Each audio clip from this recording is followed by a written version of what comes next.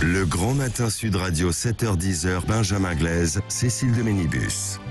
Il est 9h18, on va revenir sur cette proposition de loi constitutionnelle. De loi exactement constitutionnelle pour inscrire l'IVG dans la Constitution. Justement, une bonne ou une mauvaise idée, on en parle ce matin avec Didier Mauss, qui est conseiller d'État et expert en droit constitutionnel. Bonjour, bienvenue. Bonjour. Bonjour Didier Mauss, merci d'être avec nous ce matin sur Sud Radio pour parler effectivement de cette proposition de loi constitutionnelle concernant l'IVG. Déjà en tant que constitutionnaliste, Didier Mauss, que vous inspire cette initiative ? Elle était nécessaire, légitime ? Écoutez, d'un point de vue strictement juridique, elle n'est pas indispensable. Je comprends tout à fait l'émotion qui existe. Je suis de ceux qui regrettent et condamnent la décision de la Cour suprême américaine de la semaine dernière. Mais nous sommes en France, nous ne sommes pas aux États-Unis, et le cadre juridique, le cadre constitutionnel est complètement différent. Je regardais la décision du Conseil constitutionnel du 15 janvier 1975 à propos de la loi Veil. Il est dit clairement que la loi relative à l'interruption volontaire de grossesse ne contredit pas les textes auxquels la Constitution fait référence dans son préambule, non plus qu'aucun des articles de la Constitution. Donc j'allais dire, nous n'avons aujourd'hui aucun problème concernant la constitutionnalité du droit à l'avortement. En tout cas, donc le texte a été déposé par la patronne des députés La République En Marche, Aurore Berger, ce week-end. Vous avez parlé effectivement de cette décision, elle est importante, de la Cour suprême américaine de revenir sur le droit à l'avortement. Vous trouvez qu'ici la réaction française ne s'entend pas parce que, pour préciser bien, les droits constitutionnels aux États-Unis et en France n'ont rien à voir, en gros. C'est ce que vous nous dites. Les textes ne sont pas les mêmes, même si effectivement l'avortement n'est inscrit ni d'un côté ni de l'autre de l'Atlantique dans la charte constitutionnelle. Mais nous passons notre temps à travers les cours constitutionnels à interpréter les constitutions. Et il est aux États-Unis extraordinairement rare que la Cour suprême change sa jurisprudence.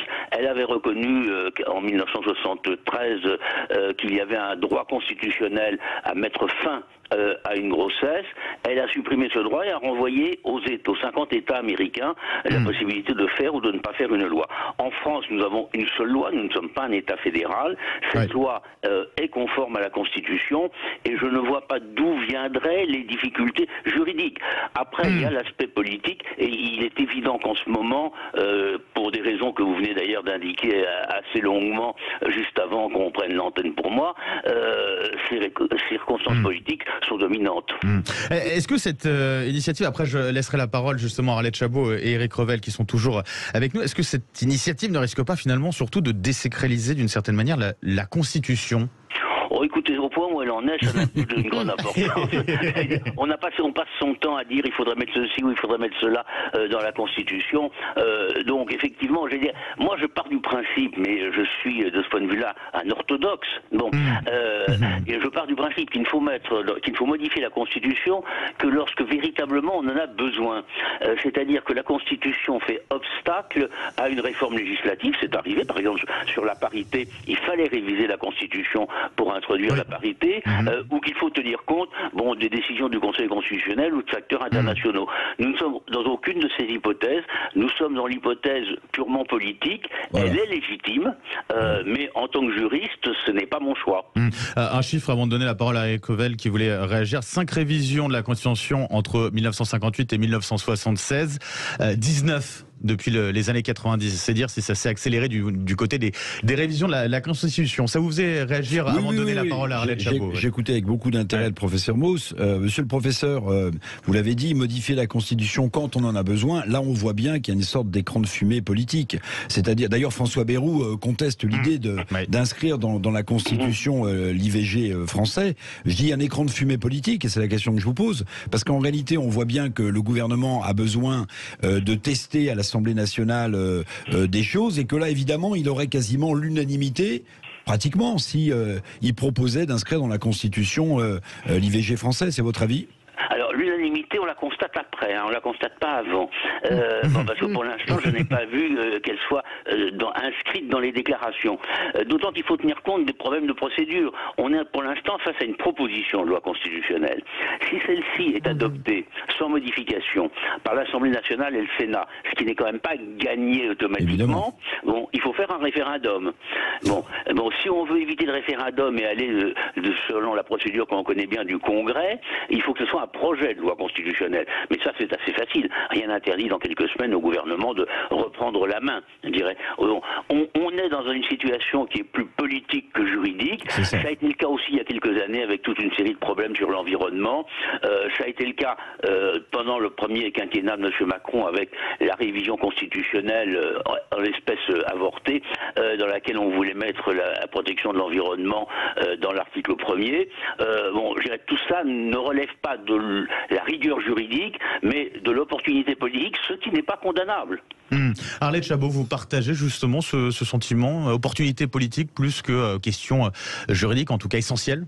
C'est-à-dire que on a beaucoup dit que Emmanuel Macron ne voulait pas se retrouver dans la situation de Barack Obama et qui finalement voit son successeur s'appeler Donald Trump et que lui, en France, craignait par exemple que son successeur viennent des rangs extrêmes de la droite, par exemple, et il y ait une possibilité, effectivement, par exemple, de modifier les conditions de recours, le droit à l'avortement.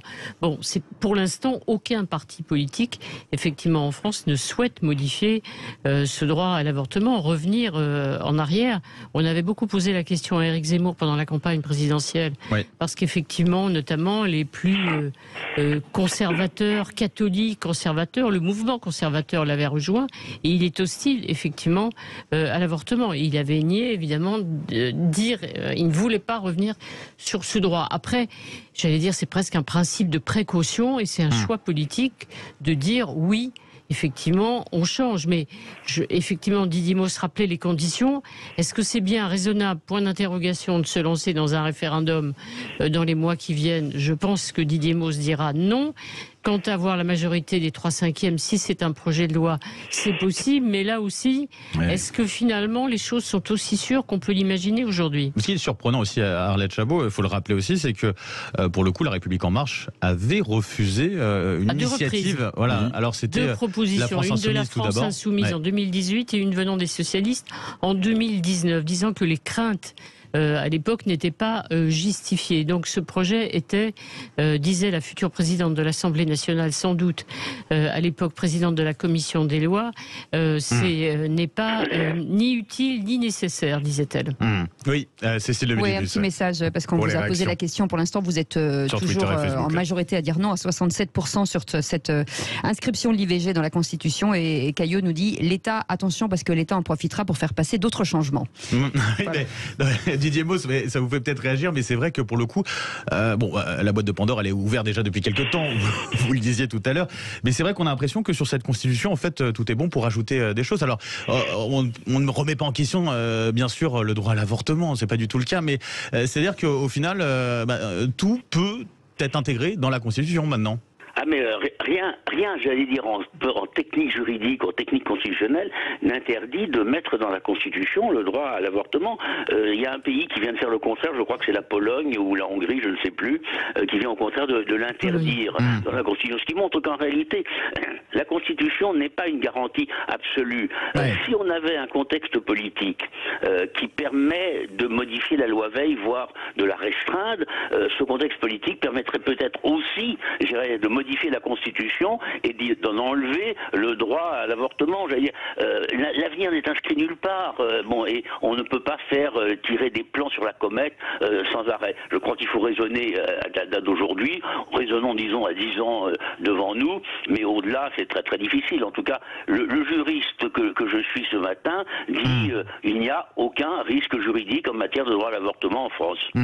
C'est important de le rappeler. Éric Revel, vous disiez aussi, c'est un peu valeur de thèse finalement pour le gouvernement d'une certaine manière ou pour la majorité oui, moi je vois, c'est pour ça que j'emploie le mot d'écran de fumée, c'est-à-dire que le gouvernement, en forçant le trait, veut piéger un peu les oppositions à l'Assemblée nationale, parce que personne n'a envie évidemment de revenir sur la loi sur l'avortement. Alors, personne n'a envie de revenir sur la loi sur l'avortement, il y a aucun débat là-dessus, mais je précise quand même une chose, parce que ça n'a pas été suffisamment dit à mon avis, c'est que la Cour suprême, quand elle a pris cette décision aux États-Unis, elle renvoie à chaque État la possibilité de plancher sur l'interdiction ou pas de l'avortement. Et je rappelle qu'aux États-Unis, quand même, une femme peut avorter jusqu'à 24 semaines. 24 semaines, c'est-à-dire 6 mois. 6 mois. C'est-à-dire qu'à 6 mois, quand un enfant naît à 9 mois, on peut plus dire que c'est un petit fœtus sans vie. C'est la première. Enfin, je veux dire, je veux le signaler, sans remettre aucunement en cause le droit à l'avortement, mais il faut savoir de quoi on parle. En France, on a poussé le droit à l'avortement jusqu'à 14 semaines. À 14 semaines, vous voyez. Alors, là encore, il y a des cas de détresse absolue. D'autres expliquent que l'avortement, la magnifique loi sur l'avortement prévue par Madame Simone Veil, qui a été une avancée absolument incroyable, a été quand même un peu, parfois, dévoyée. Votre auditeur le disait tout à l'heure. Est-ce que ça devient un moyen de contraception supplétif ou pas? Et puis, je m'interroge toujours sur l'évolution de la société française. Parce qu'on est prompt à se mobiliser, par exemple, contre, et c'est normal, au nom de la souffrance animale, contre l'écrasement des poussins, vous savez, voilà. Mais ça ne pose aucun problème qu'on reporte de 10 semaines à 12 semaines à 14 semaines l'avortement. Encore une fois, il ne s'agit pas pour moi de remettre en cause cette avancée importante, mais vous voyez, les choses ne sont jamais ni blanches ni noires, ni tout à fait tranchées. C'est un sujet de réflexion, à mon avis, important. Merci beaucoup Éric Revel, merci à vous Arlette Chabot, on remercie aussi Didier Mauss qui est avec nous, conseiller d'État, expert en droit constitutionnel. Merci à vous. Peut-être pour conclure un dernier point, on clôt les votes du côté de la question du jour avec cette question qu'on vous posait ce matin sur Facebook et Twitter de Sud Radio. Selon vous, l'IVG doit-il être inscrit dans la Constitution? Ça donne quoi du coup, Cécile? Ça donne toujours non à 67%, 21% de oui et sans avis, 12%. Avec Villeneuve qui nous dit: pourquoi faire? La Constitution ne garantit pas le respect réel des droits qu'elle défend. Ainsi, le droit de circuler prévu par la Constitution est constamment bafoué par les syndicats et autres manifestations sans qu'il y ait la moindre réaction de l'État. Et c'est tout. Ça fait beaucoup réagir. En tout cas, je vois tous les messages là, effectivement. Merci à vous Éric Revel, merci Arlette Chabot.